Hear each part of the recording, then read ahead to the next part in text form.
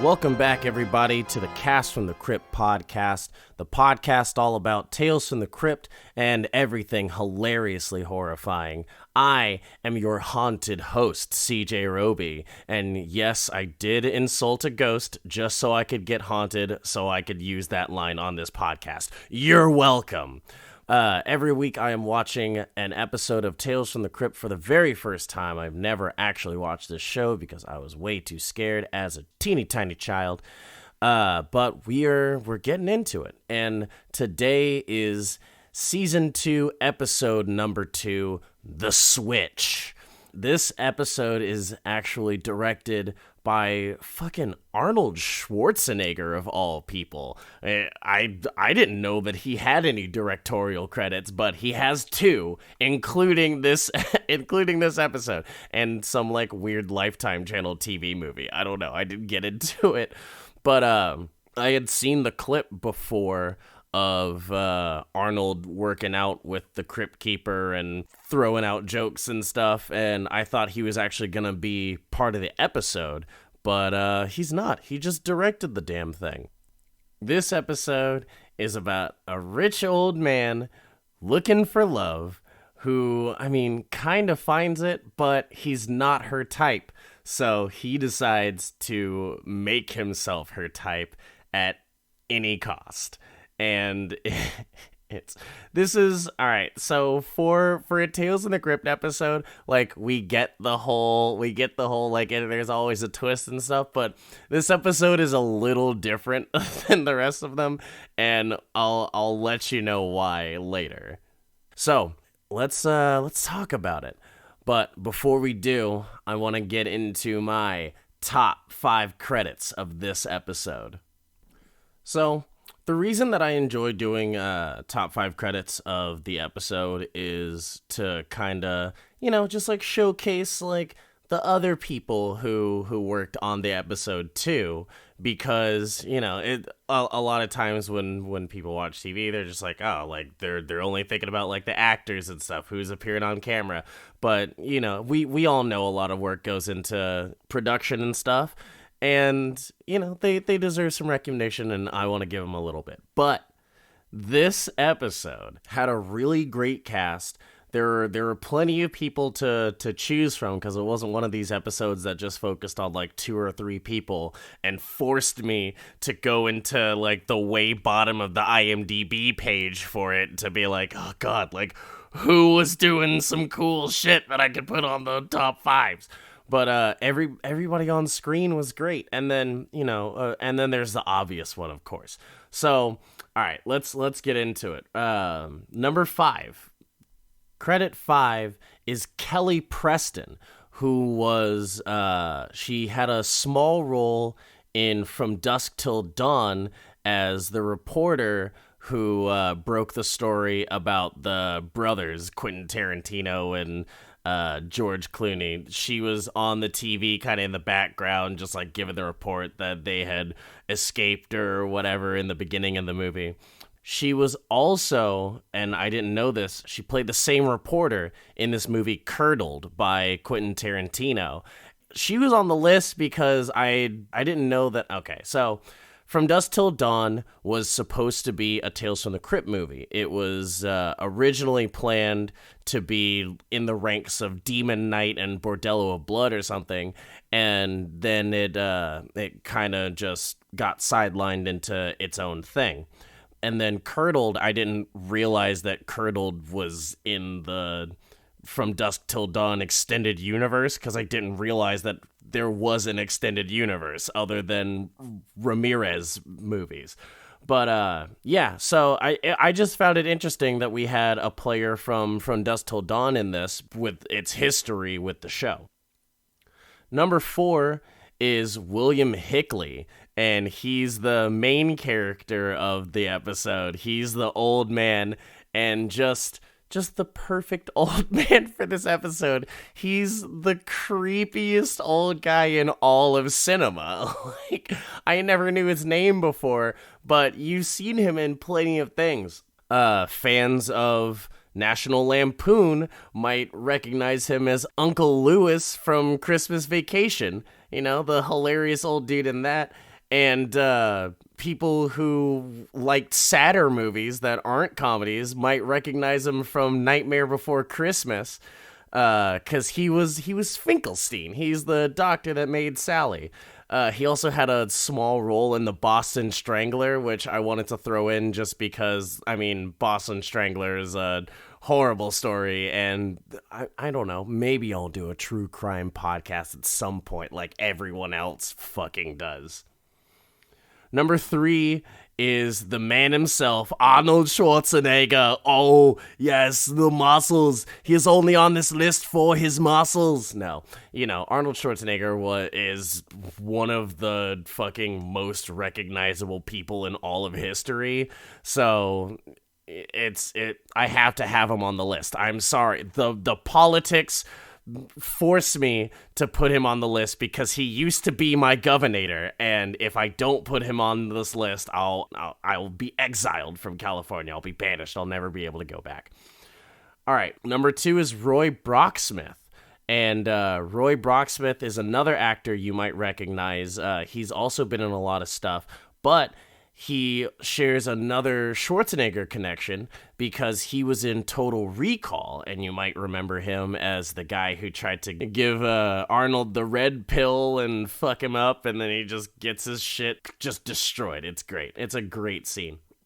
He's also in one of my favorite movies, and I mean another horror comedy, which, I mean, you know, it's a horror for a specific type of people, but those people are referenced in the title of the movie.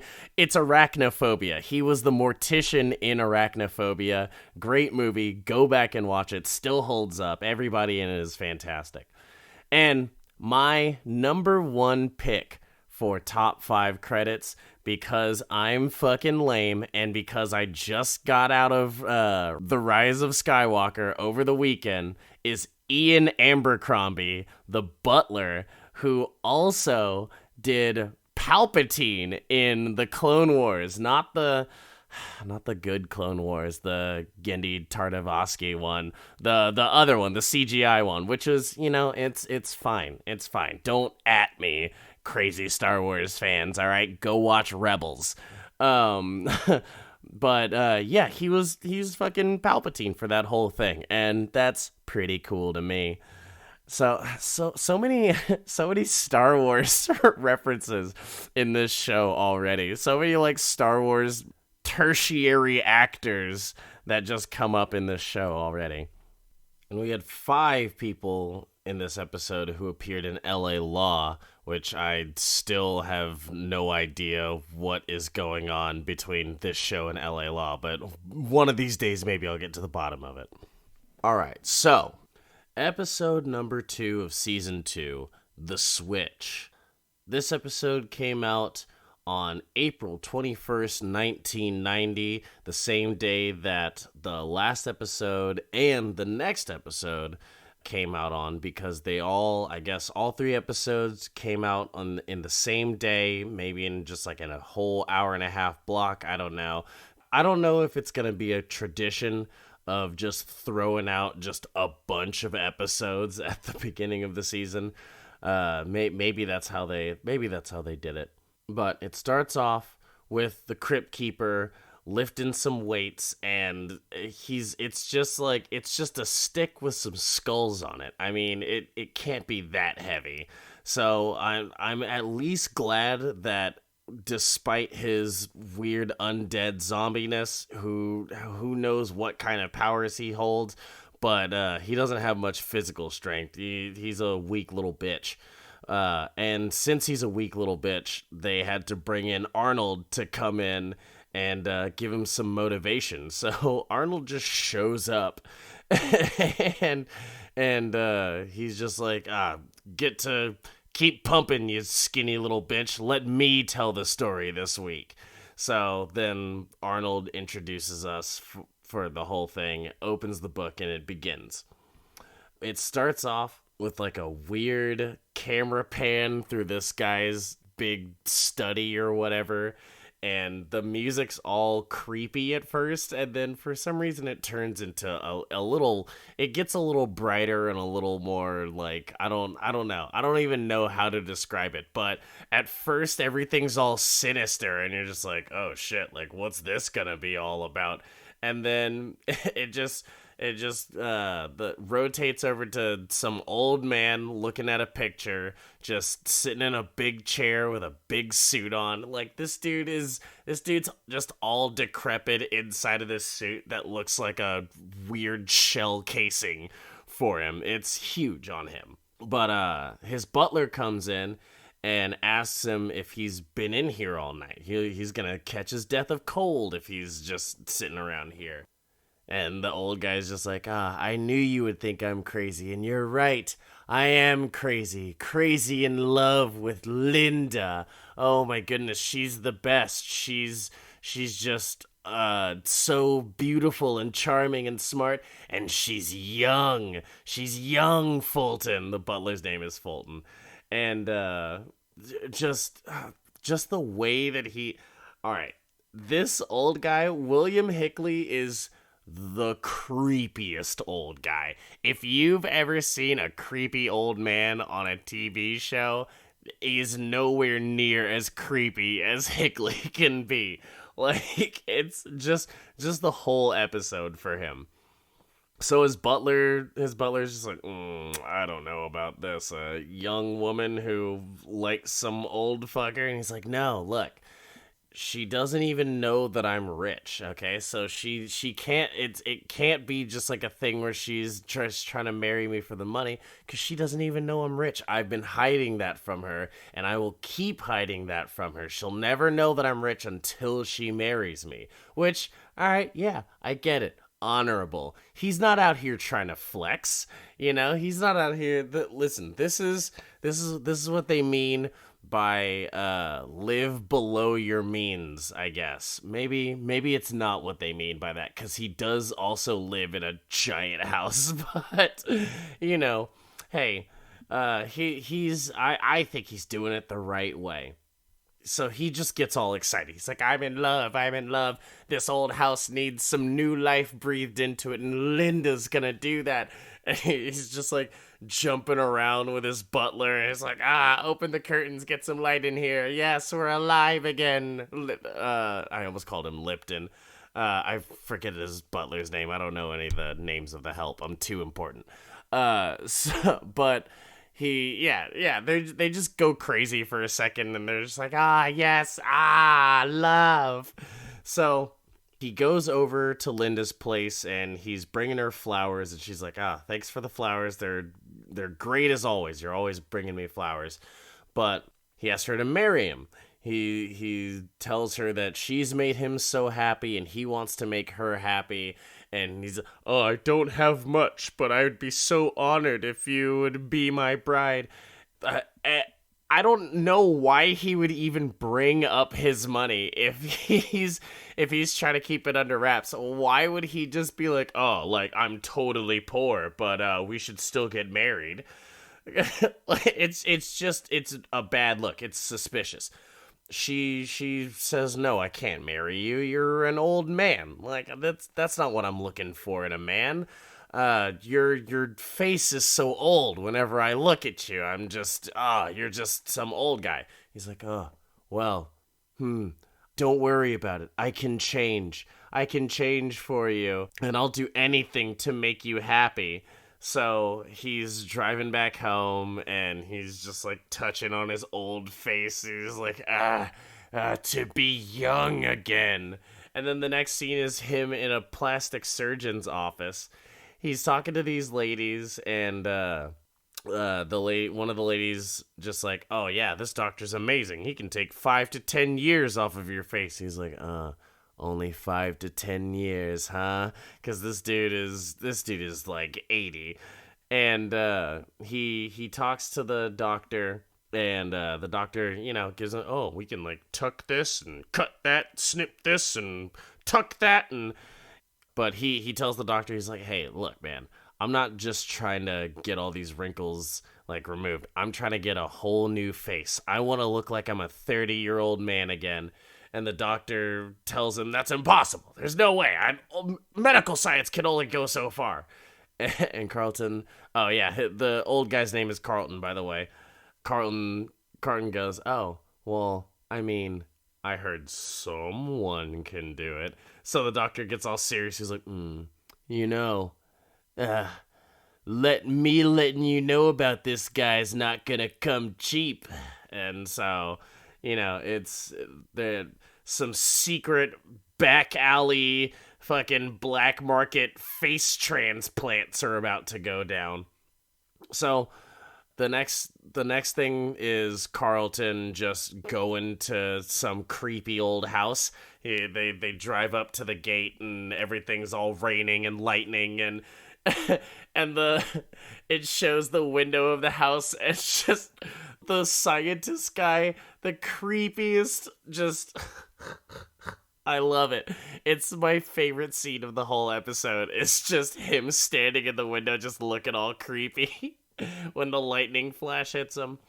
So Carlton goes in. He's greeted by some weird Igor looking motherfucker with a band-aid bleeding all out of his head and shit. We never know what's going on with him, but he just leads him in, and Carlton goes to talk to the doctor. Doctor says it'll be $1 million for this operation, and Carlton just, Jesus Christ, $1 million? And the doctor's like, yeah, I mean, $1 million isn't much for miracles to happen. But Carlton has his doubts. He's like, well, how do I know if this is going to work? And the doctor's like, I've already done it. I've made a man into a different man back in Strugenschlagenblock, whatever fucking made-up country he said. And in typical mad scientist fashion, he's just like, yeah, but in America, they laugh at me. They call me crazy. They call me mad, but I'll show them. They'll be writing history books about me. Ah! So, obviously somebody that you want to trust and give $1 million to. But Carlton's just like, well, I mean, $1 million for an operation is crazy. And the doctor's like, well, this is a incredibly complex operation, and the operation itself only costs $100,000. The rest of the money is going to the young guy whose face he's about to take. The doctor starts talking about how faces don't grow on trees, and he introduces Hans. And Hans is just like, he's just some bodybuilder guy that I know for a fact. Well, all right.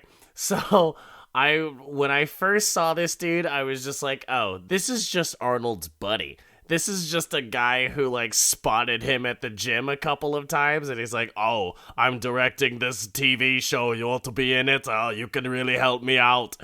But I looked into the guy. He's an actual actor. He's, like, a stunt guy and shit like that. He was actually in the Terminator movie, in the first one. He was, I forget whose boyfriend he was, but he was the boyfriend who comes to the house and he's like, oh, the fuck's going on here? And he tries to fight the Terminator and gets wrecked. So that dude shows up and the doctor's just like, oh yeah, this guy's perfect. Like, I would know. I helped breed him, which I already don't like. I don't know if this guy was like a test tube baby or something a little more sinister than that, but it doesn't get explored at all. We just know that he's a mad scientist. We don't know how deep this goes. Carl asks if he's gonna keep his brain, and they both pretty much laugh at him. The scientist guy, he's just like, no, you're gonna keep your own brain. All I'm gonna do is give you this guy's face. So Carlton agrees. He's like, all right, yeah, cool. Make me young. So there's then a weird, like, Frankenstein montage of just, like, machinery and lightning bolts and the butler getting startled in the car. He's just, like, looking at her. He's like, oh, what's happening? It's really ridiculous. And honestly, it's the part of the episode where I'm saying, like, just watch the episode. Honestly, this is an episode that I really need you guys to watch. Season 2 has both episodes of season 2 so far are absolute must watches to listen to this podcast, because I can't properly enunciate the just great imagery that they put in these episodes. So the operation is a success. He's got a new face. The doctor tells him to wait a little bit and let it heal before he goes out in public with this, whatever his face looks like now. But he pretty much just goes straight to Linda. So he surprises Linda, he shows up, and hell, he surprises us too. The camera's facing him and the flowers go down, and this fool's got a brand new face, and it's pretty terrifying. This guy has a just weird Max Headroom looking face. Dude looks like he's about to break into the song We Are Number One. Like, it's real creepy looking. But Linda asks what happened. And he's like, I did this for you. Like, I did this because you wanted a young man. And she's like, well, I mean, your torso is still an old man's. Like, you still have the body of an old man. You just turn yourself into Clayface. So he's feeling pretty down about that. He thought she wanted a younger face, but I guess your face isn't the only part of your looks, which he should have understood. But you know what? He comes from a different time where they just had so many layers on, so many thick, like, padded suits and everything that you could only see people's face. That's how you based all of your marriage decisions on. 2 weeks of only seeing their face, and then, hey, you were married. There it goes. So he's going back. He's going back to get another operation to get his torso fixed up. And his butler is driving him there, and he asks if he's sure about all this, because how do you know this is even gonna, like, work out? And Carlton's like, hey, look, everything's fine. I love her, and love conquers all. And the butler's like, oh yes, but love can also be blind, sir. Be careful. Which is it's the whole point of this. He goes back and he's getting this torso, but this time it's $2 million. He's doubled the price. And Carlton says that's most of his money. And the doctor has a great line for this. He goes, oh man, that's too bad, huh? Maybe next time you'll know better than to grow old, huh? Just kills this fool. Another operation, another success. This dude's got everything now. He's perfect. He's got a young face. He's got a gigantic torso with all the muscles he could ask for. He looks like a Spartan warrior that didn't have all of his muscles spray painted on like fucking Gerard Butler. Cut now to a muscle beach because Arnold, and he needs to, like, just a muscle beach. They're just it's really funny. Honestly, they might still be around, but it's just such an early 90s concept of the muscle beach. I mean, like, I'm not a fucking bodybuilder or a beach guy, so I don't know if they still exist. But he's just over there literally flexing on everybody. He's just got all these new muscles. He's doing pull-ups, and he's doing, like, doing curls and shit and presses. And Linda's just loving it. Linda's watching him just getting all sorts of wet, just looking at all these muscles. So they go on a nice little stroll on the beach, and everything's nice. They're holding hands and everything. And Linda's just over here ogling him because of his transformation. And he suggests that they go for a swim. So she's just like, all right, yeah, cool, let's go swim. They go over to change, and she looks at him, and you just see his old, scrawny old man legs. at the bottom of the swinging doors. He's like, yeah, come on, let's go for the swim. She's like, oh my God, look at your legs. What the fuck? And he's like, I thought the torso and the face is all I had to do. I thought this is what you wanted. And she's just like, this is definitely not what I want. Like, I don't need like a weird top heavy dude with like stick legs and a fucking old lumpy dick to be my husband. So he goes back to the doctor again. And the doctor's just living it up. He's just like eating fancy salamis or some shit and just cutting it up and talking to him. He's like, huh, man, that sounds unfortunate. So you need another operation, huh? Well, this time it's $1 million for each limb. And Carlton is flipping. He's like, $2 million? This is crazy. 3 million. We gotta give you a full dickectomy if you wanna please Linda and you want her to actually love you. And he's like, shit. And it's funny because when he points that out, there's like a scream in the background that everybody in the scene can hear. He's just over here laughing it up and eating salami. It's so great. I'm telling you, you have to watch this episode. Arnold did a great job. And Carlton's concerned because this is all the money he's got left. This is the last of it. And, I mean, will Hans even do this? And the doctor's just like, oh, man, Hans has been enjoying all of his money. He'll definitely help you out if you need it again. So what do you want to do? Keep all of your money or get the girl? And Carlton chooses the girl. So now he has all of Hans's body. He's got the muscles, he's got the legs, he's got the face, and he goes back to Linda's apartment, but she's not there. People are like cleaning and moving shit, and the landlord's up there, and he talks to the landlord. He's going, what happened? Where's Linda?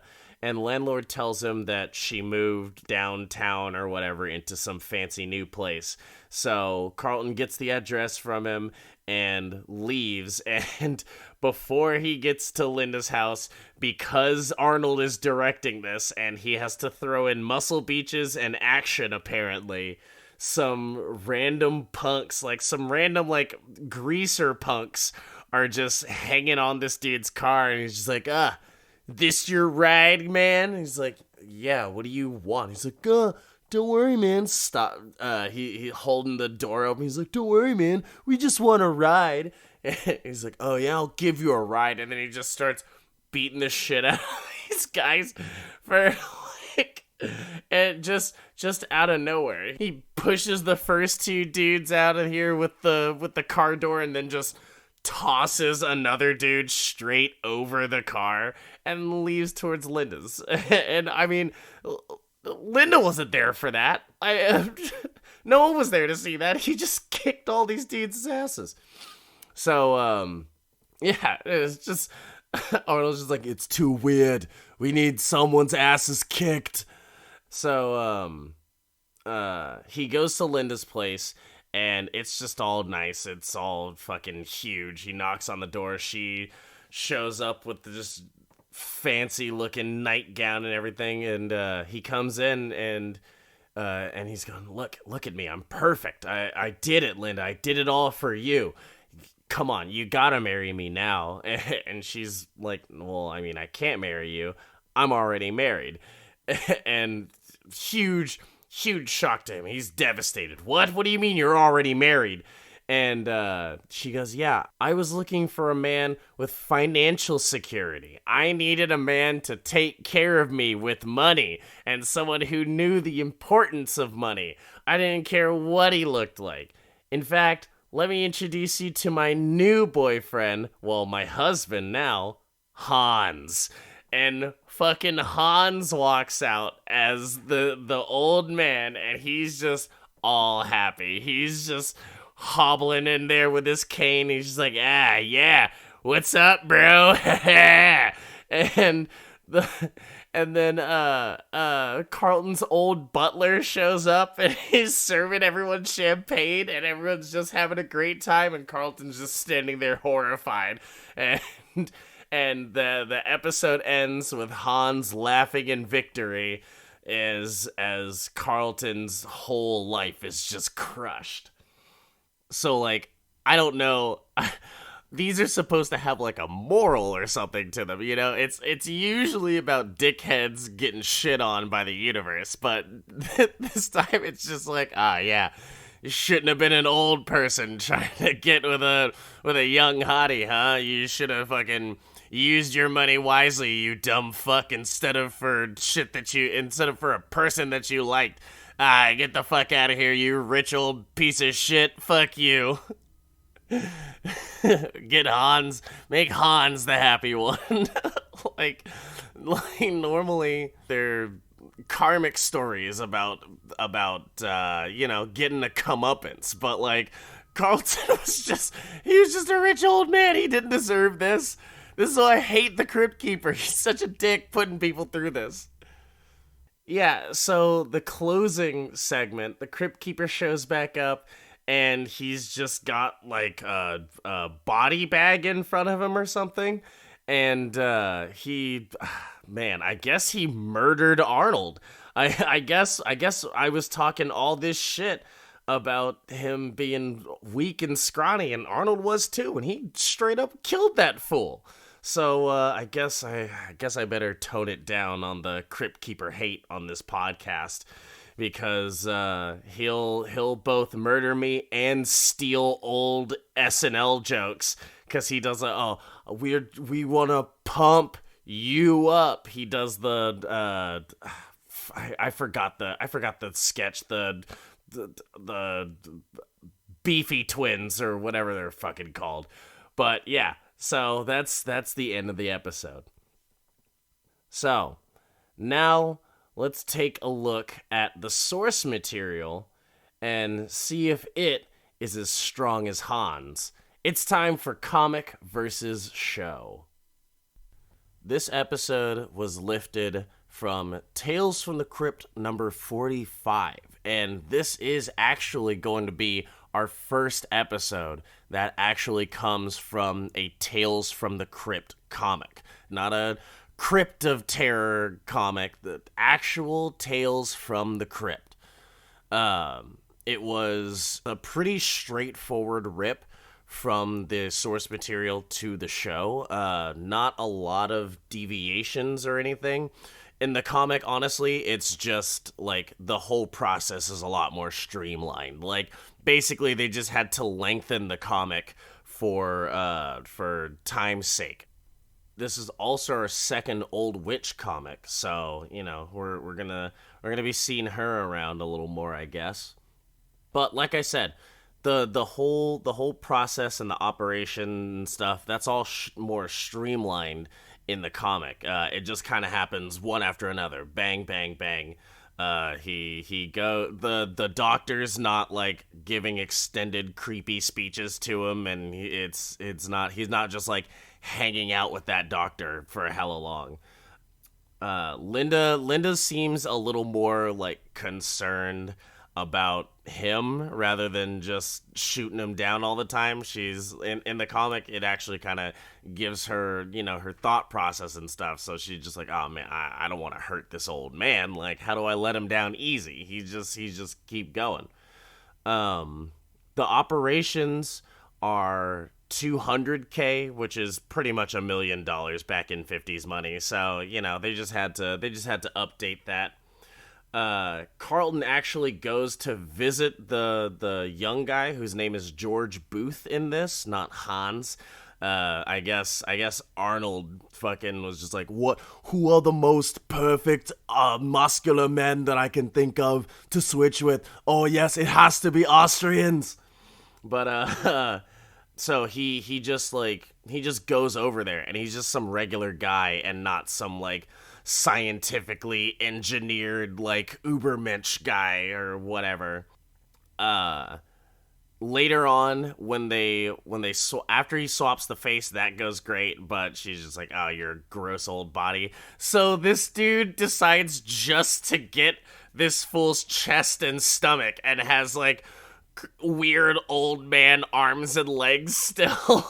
Like the way that they draw it is so hilarious. He looks so dumb, and she's just like, ew, gross. You literally only have this dude's torso. He's like, what do you want from me, a regular looking person? God damn it, what do I have to do? And then the only other real differences from the episode is that no one ends up on a fucking muscle beach. No one ends up at Arnold's local muscle beach that, like, only him and a bunch of bodybuilders would recognize, and they're just like, oh, I know that place. Everyone else is just like, the fuck why aren't they in a gym? And also, he doesn't have to fight anybody as a young man. He doesn't have to huck people around his car after he finds out where Linda lives. He just goes straight over there. So yeah, that's really the only differences between the comic and the show. And Hickley really was just the perfect cast for this. If you see how this old man is drawn in the comic book, you would be like, oh yeah, they totally got the right guy for it. Alright, so now it's time for Shriek of the Week. Alright, so this week on Shriek of the Week, I just recently saw this trailer, and it looks cool as hell. I really enjoy like what they're trying to do here and where it looks like it's going. But the movie is Fantasy Island, and if you don't know what Fantasy Island is, it was an old show about this island that like rich people go to live out their craziest fantasies or whatever, and it's run by this guy Mr. Rourke and his tiny manservant Tattoo. And it's just craziness because it's literally like the whole show is just like, oh, well, you've come to the island. Good. I'm Mr. Rourke and I'm going to put you in like a weird scenario. That's exactly what you wanted. But be careful. It might be dangerous. Ooh. And the whole show is just like them learning a lesson by chasing like their greatest fantasies and like seeing what's important to them or whatever. But like Mr. Rourke there's just some weirdness to it. He's like some immortal guy and the devil shows up and there's always like weird like supernatural shit that happens. It's I've never actually watched the show, but everything that I've ever heard from the show and all the jokes and references that I've ever seen made about the show from other stuff makes it seem like complete craziness. So who knows? Maybe we'll get the Fantasy Island podcast too at some point around here. But that's Shriek of the Week. Go see Fantasy Island because it looks super cool. It's a Blumhouse production, so it's gonna be weird at the very least. But that's it for this episode. So thanks for tuning in. I hope you guys had a good time. And just remember to go to Apple or iTunes or, you know what? Anywhere that you can give this podcast a 5-star rating, just do it. If you're on Yelp or something, just type in Cast from the Crypt, 5 stars. This podcast is great. You should go listen to it. Other than that, you can find me on all the social medias at CJ Damocha, CJDAMOCHA, and you can also find me on Twitch playing video games that sometimes are horror and sometimes are just straight up weird and stupid. Just like me. Hey, alright guys, have a good one everybody, and enjoy 2020, and stay spooky.